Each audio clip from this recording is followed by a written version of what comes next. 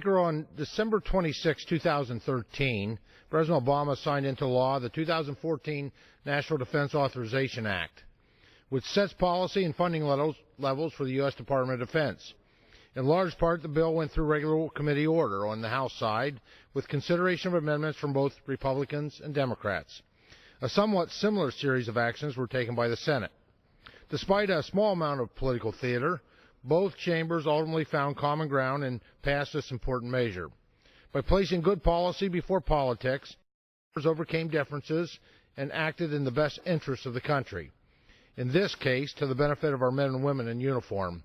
Mr. Speaker, this is how the institution is supposed to work.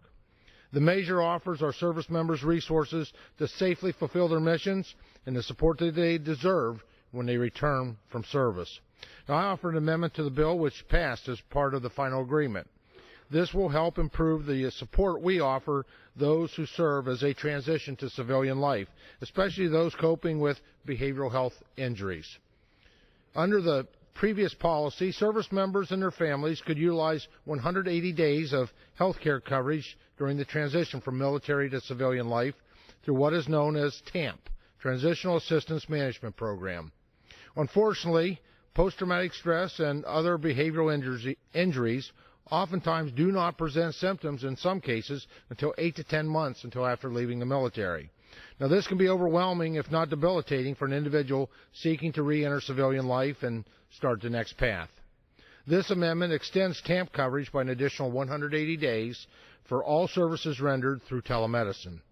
The amendment builds on a bill I introduced in 2011, the STEP Act, now Public Law 112-81, Section 713, which expanded federal exemptions for telehealth consultations across state lines by removing the individual state requirement that health professionals must hold licenses in the state where service member care is received.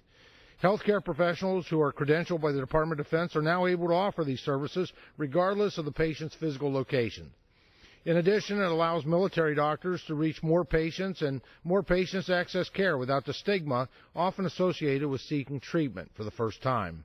If desired, such support can now be accessed from the comfort of one's own home through video teleconference telemedicine practices. In part due to this common sense change, that in 2012, the Army was able to perform nearly 36,000 teleconsultations, which includes over 31,200 telebehavioral health clinical encounters. The numbers have continue to grow in 2013. For those burdened by physical and psychological injuries as a result of their service in uniform, we must take every action to help them rebuild and become whole. Because of these policy changes, both of these policy changes are positive steps forward in modernizing how the Department of Defense delivers health care, making widespread telemedicine possible and accessible to those most in need. Mr. Speaker, Washington remains divided as we begin the second session of the 113th Congress. But I remain hopeful in knowing that bipartisan accomplishments such as this can serve as a guiding light for this institution in the weeks and the months to come. Thank you, Mr. Speaker, and I yield back the balance of my time. The gentleman yields back the balance of